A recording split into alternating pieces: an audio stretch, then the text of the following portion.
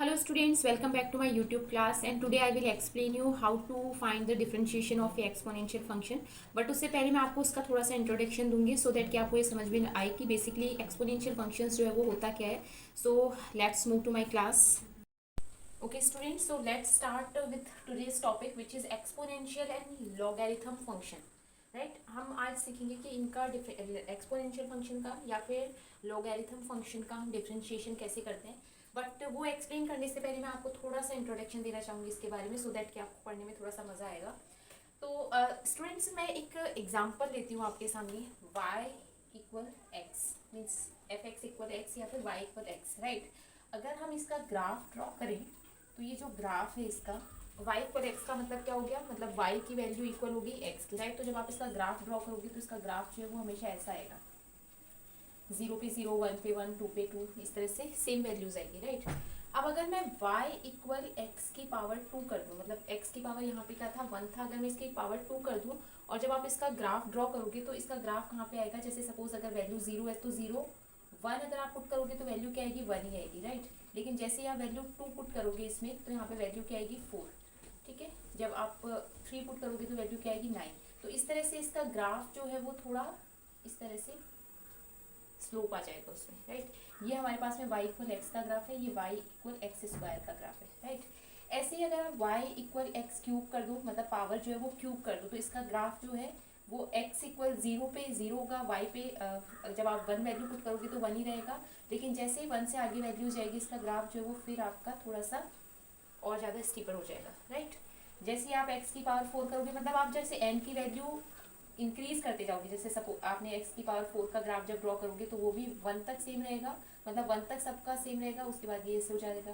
जैसे आप 5 करोगे तो और ज़्यादा क्लोज चला जाएगा. तो स्टूडेंट्स हम यहाँ पे क्या देख रहे हैं कि जैसे जैसे आप x की पावर मतलब n की वैल्यूज मतलब y की पावर सॉरी x की पावर n की वैल्यूज जो है वो इंक्रीज करते जा रहे हो, वैसे वैसे क्या होता जा रहा है इसका ग्राफ और भी ज़्यादा स्टीपर होता जा रहा है, क्लोज टू y आता जा रहा है. राइट, स्टीपर होने का मतलब क्या है कि जैसे आप एन की वैल्यूज इंक्रीज करोगे तो उसका रेट ऑफ चेंज जो है वो इंक्रीज होता जाएगा. देखो यहाँ पे अगर आप एक्स की वैल्यू अब इसमें क्या हो रहा है, देखो जैसे जैसे आप एन की वैल्यूज इंक्रीज करते जा रहे हो वैसे वैसे ये ग्राफ जो है और ज़्यादा इसका स्लोप जो है वो क्या होता जा रहा है, इंक्रीज होता जा रहा है. राइट, तो स्लोप इंक्रीज होने का मतलब क्या है, उसका रेट ऑफ चेंज जो है वो इंक्रीज हो रहा है. तो इसका मतलब क्या है कि जैसे जैसे आप एन की वैल्यूज इंक्रीज करते जाओगे उसका रेट ऑफ चेंज जो है वो भी क्या होता जाएगा, इंक्रीज होता जाएगा. राइट, तो यहाँ पे आपने क्या किया, x की वैल्यू को फिक्स रखा, मतलब जब आप x की वैल्यू फिक्स रखते हो और n की वैल्यू को इंक्रीज करते जाते हो, जैसे आप ये x की वैल्यू कुछ भी पुट कर सकते हो, जैसे y अगर आप 2 की पावर 1 या फिर आप 2 की पावर 2, 2 की पावर 3, 2 की पावर 4, इनका ग्राफ अगर ड्रॉ करोगे तो आपने x की वैल्यू को क्या रखा, फिक्स रखा, और n की वैल्यू को आप क्या करते जा रहे हो, इंक्रीज करते जा रहे हो. तो इस सिचुएशन में क्या हो रहा है, जब आप x की वैल्यू को कांस्टेंट रख रहे हो और x की वैल्यू को इंक्रीज कर रहे हो तो उसका जो ग्राफ है वो और भी ज़्यादा क्या होता जा रहा है, स्टीपर होता जा रहा है, मतलब उसका जो रेट ऑफ चेंज है, रेट ऑफ ग्रोथ जो है वो क्या होता जा रहा है, उसका इंक्रीज होता जा रहा है. राइट,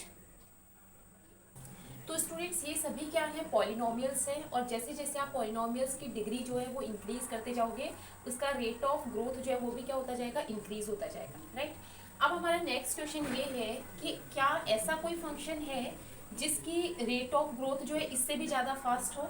तो yes, there is a function जिसकी रेट ऑफ ग्रोथ जो है इस फंक्शन से भी ज़्यादा फास्ट होगी. जैसे अगर आप एग्जाम्पल लो x की पावर 10. राइट, और अगर आप इसी के कंपैरिजन में दूसरा एग्जांपल लो 10 की पावर x, तो इसका रेट ऑफ ग्रोथ जो है वो इसके रेट ऑफ ग्रोथ से लेस होगा. राइट, मतलब अब आप हम यहाँ पे क्या कर रहे हैं, देखो स्टूडेंट्स हमें यहाँ पे वैल्यू अगर हम फिक्स कर दें, मतलब बेस को फिक्स कर दें और उसकी जो पावर है वहाँ पे हम x पुट कर दें. अब स्टूडेंट्स अब अगर हम यहाँ पे 10 की पावर x का अगर हम ग्राफ ड्रॉ करें तो 10 की पावर x का ग्राफ देखिए कैसा होगा. अगर हम x की वैल्यूज जो है वो अगर हम इंक्रीज, जैसे x की वैल्यू आपने 1 ली, 2 ली, 3 ली, 4 ली, ठीक है, अगर आप x की वैल्यू क्या ले रहे हो, 1 ले रहे हो, सपोज x की वैल्यू आप क्या ले रहे हो, पहले 0 ले, अगर तो 10 की पावर 0 क्या होता है 1, तो 0 पे वैल्यू क्या आ रही है 1, तो आपके पास में कौन सा पॉइंट आ जाएगा, ये पॉइंट आ जाएगा, 0 पे 1 आ रही है इसकी वैल्यू. राइट, ऐसे ही अगर आप इसकी वैल्यू जो है वो 2 ले लो, ये सॉरी ये 0.1 हमने यहाँ पे ले लेते हैं, तो ये 0 और 1 यहाँ पे आ जाएगा। ऐसे ही अगर आप इसकी वैल्यूज जो वो इंक्रीज़ करते जाओगे, किसकी वैल्यू इंक्रीज़ करते जाओगे आप, एक्स की वैल्यू इंक्रीज़ अगर हम करते जाएँ तो इसका ग्राफ जो है वो इस तरफ क्या होता जाएगा, इंक्रीज़ होता जाएगा। ऐसे ही अगर आप एक्स की वैल्यू नेगेटिव ले लो, जैसे -1 -2 -3, तो इसका ग्राफ किस तरफ जाएगा आपका, इस तरफ जाएगा, इस तरह से, राइट। तो इसकी वैल्यूज जो है वो हमेशा क्या रहेगी, अगर जैसे सपोज आपने 10⁻⁻² लिया, तो हम इसको क्या लिख सकते हैं, 1/10⁻⁻²। तो इसकी वैल्यू जो है वो हमेशा क्या होगी, लेस देन 1 रहेगी, मतलब 0 कभी नहीं होगी इसकी वैल्यू, राइट। तो ये इसके मतलब क्लोज जाता डिक्रीज होती जाएगी, लेकिन इसकी वैल्यू जो है वो हमेशा क्या रहेगी, ये रहेगी, राइट। तो ये मैंने आपको इसलिए बताया है कि आपको ये समझ में आ जाए कि जो एक्सपोनेंशियल फंक्शंस और ये क्या होते हैं, मतलब इसमें चेंजेस कैसे आते हैं, मतलब जो चेंज है वो हम किस तरह, रेट ऑफ ग्रोथ क्या होता है इनका, ये मैंने समझने के लिए आपको थोड़ा सा आइडिया दिया इस फंक्शन का।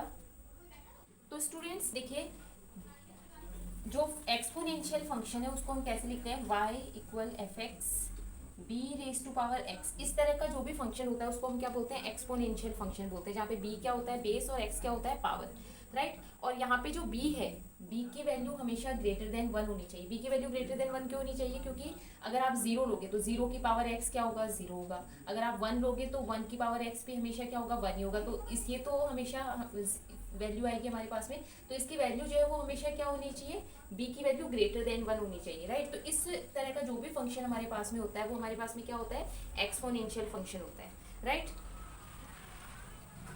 अब देखो स्टूडेंट, इसका जो डोमेन होता है, जो डोमेन होता है इसका, वो आप कुछ भी ले सकते हो, आर मतलब रियल नंबर्स में से, एक्स की वैल्यू आप रियल नंबर्स में से कुछ भी ले सकते हो, लेकिन इसका जो रेंज आएगा हमेशा कैसा आएगा, इसका रेंज पॉजिटिव रियल नंबर्स ही आएगा। पॉजिटिव रियल नंबर्स क्यों आएगा, मैं आपको एग्जांपल लिख के दिखा देती हूँ। देखो अगर आपने बी, आपके पास में कोई कांस्टेंट है, एक्स की वैल्यू सपोज आपने 1D 2D 3D 4D कुछ भी ली, तो आपके पास में एक पॉजिटिव नंबर ही आएगा। अगर आप एक्स की वैल्यू नेगेटिव भी लेते हो, सपोज अगर मैंने -2 लिया, तो ये 1/b² हो जाएगा। बी की वैल्यू आप कुछ भी, जैसे सपोज अगर आपके पास में बी की वैल्यू 3 है, तो इसकी वैल्यू हमेशा क्या आएगी, 1 डिवाइडेड, मतलब पॉजिटिव वैल्यू ही आएगी, वो लेस देन 1 होगी, बट आएगी आपके पास में पॉजिटिव वैल्यू। तो इसका जो डोमेन होता है, एक्सपोनेंशियल फंक्शन का जो डोमेन होता है, वो हमारे पास में हमेशा क्या होता है, रियल नंबर होता है, लेकिन इसकी जो रेंज होती है वो क्या होती है, पॉजिटिव नंबर्स होती है। तो इसके बारे में एक प्रॉपर्टी तो आपको हमेशा ये ध्यान रखनी है, इसका डोमेन जो है वो आर होगा और रेंज इसका पॉजिटिव होगा। दूसरा पॉइंट इसका क्या है स्टूडेंट, 0 और 1, ये पॉइंट हमेशा इसका कोई भी आप वैल्यू ले लो, 0 और 1 हमेशा इस पे लाई करेगा, क्योंकि 0 के ऊपर इसकी आप b की वैल्यू कुछ भी ले लो, आप जब x की वैल्यू 0 लोगे तो उसकी कॉरस्पॉन्डिंग वैल्यू क्या आएगी, 1 ही आएगी। तो 0 और 1 उसके पॉइंट के ऊपर हमेशा क्या करेगा, लाई करेगा उस पॉइंट पे, उसके ग्राफ पे, राइट।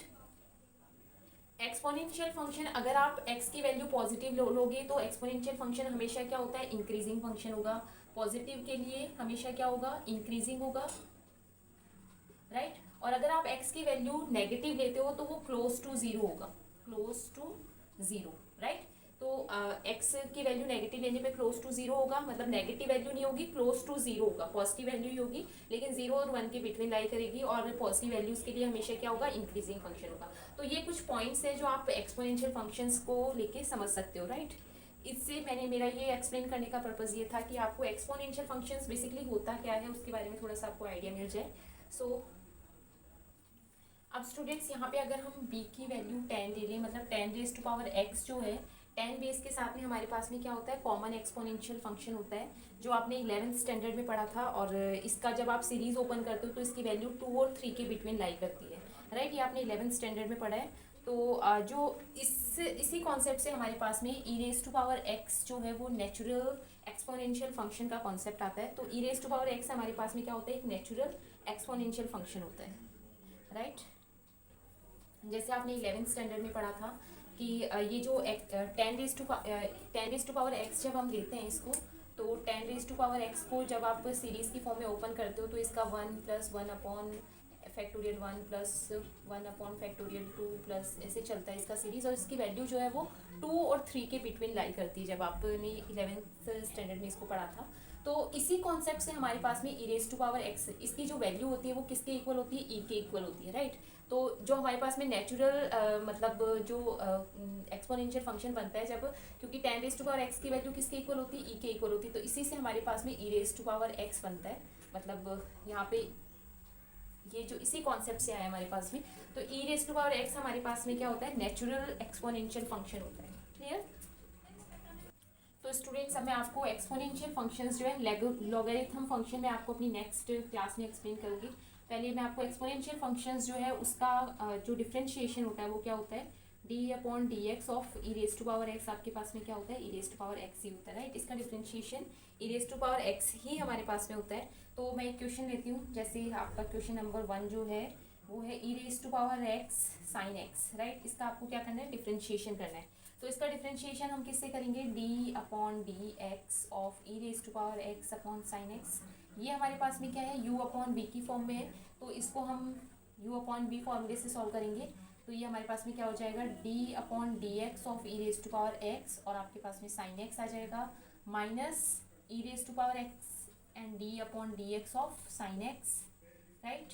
एंड देन आपके पास में sine square x. U upon v का फॉर्मूला मैंने आपको एक्सप्लेन किया है कि इसका फॉर्मूला क्या होता है।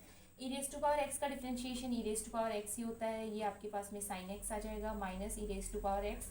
साइन एक्स का डिफरेंशिएशन क्या होता है, कॉस एक्स होता है, और ये आपके पास में साइन स्क्वायर एक्स बन जाएगा, राइट। इसको अगर आप चाहो तो और ज़्यादा इसको सिंप्लीफाई कर सकते हो। जैसे अगर इसको खोलना चाहते हो तो ये ई रेज टू पावर एक्स जब आप इससे डिवाइड करोगे तो साइन एक्स से साइन एक्स कैंसिल हो जाएगा, और ये कॉस एक्स एक्स बन जाएगा। और ये आपके पास में e raise to power x आप कॉमन भी ले सकते हो दोनों में, तो e raise to power x, ये cos x upon sine x आपके पास में क्या बनेगा, कॉट एक्स बनेगा, और ये कॉस एक्स बन जाएगा। यहाँ से आप e raise to power x cos x common ले सकते हो, तो ये 1 माइनस कॉट एक्स बन जाएगा। ये भी आप सॉल्व कर सकते हो आगे, अदरवाइज आप यहाँ पे भी आंसर छोड़ सकते हो। तो अगर आप सिंप्लीफाई करते हो तो ये ज़्यादा अच्छा है आपके लिए। एक और चीज़ मैं आपको बताना चाहूँगी स्टूडेंट्स कि ये यहाँ पे जो अगर जैसे सपोज ये अगर हम देखते हैं, ये हमारा आंसर फाइनल क्या है, ये आंसर आ गया, राइट। तो ये आंसर जो है इसमें आपको x is not equal to n pi होना चाहिए। ये एन पाई क्यों होना चाहिए, क्योंकि हमें पता है कि साइन 0 या पाई इसकी वैल्यू क्या होती है, 0 होती है। तो अगर x की वैल्यू एन पाई होगी तो ये फंक्शन ये जो है वो ये क्या हो जाएगा, नॉट डिफाइंड हो जाएगा। अगर डिनोमिनेटर में 0 आता है तो वो नॉट डिफाइंड हो जाता है। तो जब भी आप आंसर लिखते हैं तो आपको ये भी देखना है कि क्या कोई ऐसी वैल्यू है जिसपे जो डिनोमिनेटर है वो 0 हो रहा है। अगर वो 0 हो रहा है तो आपको अपने आंसर में ये डिफाइन करना है कि x की वैल्यू इसके इक्वल नहीं है, मतलब आपको x की वैल्यू इसके इक्वल नहीं लेनी। मतलब ये आंसर तभी पॉसिबल है जब x की वैल्यू ये नहीं होगी। क्लियर। जैसे सपोज अगर मेरे पास आंसर में यहाँ पे x माइनस 2 आ रहा है तो x इक्वल 2 पे ये फंक्शन क्या हो जाएगा, नॉट डिफाइंड हो जाएगा। तो मुझे आंसर में लिखना है कि x is not equal to 2, right. तो ऐसा आपको हमेशा चेक करना पड़ेगा कि ये फंक्शन किस पे नॉट डिफाइंड हो रहा है। एक और क्वेश्चन देती हूँ स्टूडेंट्स में आपके सामने, sine tan inverse e raise to power minus x, right. ये आपका 5.4 का क्वेश्चन नंबर 4 है। मैं यहाँ पे नंबर डाल देती हूँ, क्वेश्चन नंबर 4 है। तो जब आप इसका डिफ्रेंशिएशन करोगे स्टूडेंट्स तो देखो sine tan inverse e raise to power minus x, जब आप इसका डिफ्रेंशिएशन करोगे तो पहले मैंने आपको क्या बताया था, ये जो है एक्स के प्लेस पे है तो आप इसको पहले एक्स एज्यूम करते हुए, साइन का क्या होता है, कॉस होता है, तो एक्स के प्लेस पे आपके पास में क्या आ रहा है, e raise to power minus x आ रहा है। अब आपको इसका डिफ्रेंशिएशन फिर से करना है, इसका tan inverse e raise to power minus x.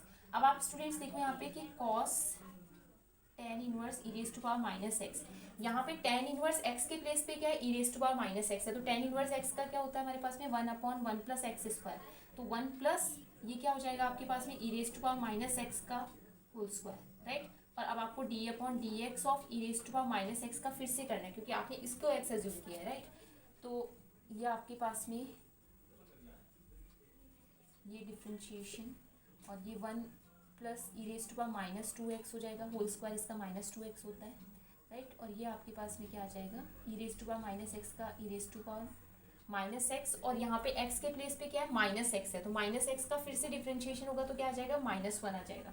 तो यहाँ पे आपके पास में आपको x का फिर से करना पड़ेगा, तो ये D upon d x of minus x, तो माइनस एक्स का क्या होगा, अगर यहाँ पे प्लस एक्स होता तब तो हम नहीं करते क्योंकि e raise to power x का हमारे पास में डिफ्रेंशिएशन होता है e raise to power x. अगर e raise to power minus x है तो उसका डिफ्रेंशिएशन, अब इसका डिफ्रेंशिएशन क्या होगा, -1 आ जाएगा। तो e raise to power minus x का differentiation e raise to power minus e raise to power minus x होता है, राइट। तो जब आप इसको सॉल्व करोगे तो आप इसको cos tan inverse e raise to power minus x upon 1 plus e raise to power minus 2x, और ये आपके पास में क्या आ जाएगा, e raise to power minus x, और ये आंसर किस में आएगा, माइनस में आएगा। तो ये आपका फाइनल आंसर होगा। तो स्टूडेंट्स ऐसे हम इस क्वेश्चन को सॉल्व करेंगे। तो आई होप कि आपको धीरे धीरे समझ में आ रहा होगा कि हमें जब भी कुछ एक्स के प्लेस पे कुछ और गिवन है या कंपोजिशन के फॉर्म में गिवन है, तो हम कैसे उसका डिफ्रेंशिएशन करते हैं। आप इसको tan inverse e raise to power minus x को टी अज्यूम करके भी कर सकते थे, जैसे मैंने आपको कल बताया था। फिर आप यहाँ पे टी वापस पुट करके और वैसे ही हो जाएगा। ये आंसर सेम ही आएगा, बट डिपेंड करता है आप कैसे करना चाहते हैं। Okay students, so thank you very much for watching me, and I hope कि आपको एक्सपोनेंशियल फंक्शंस का जो कॉन्सेप्ट है वो समझ में आया होगा, और कैसे हम इसका डिफ्रेंशिएशन करते हैं वो समझ में आया होगा। And if you want to ask any question regarding this concept, तो आप मुझे कमेंट कर सकते हैं, और I will try to solve your problem. So thank you very much.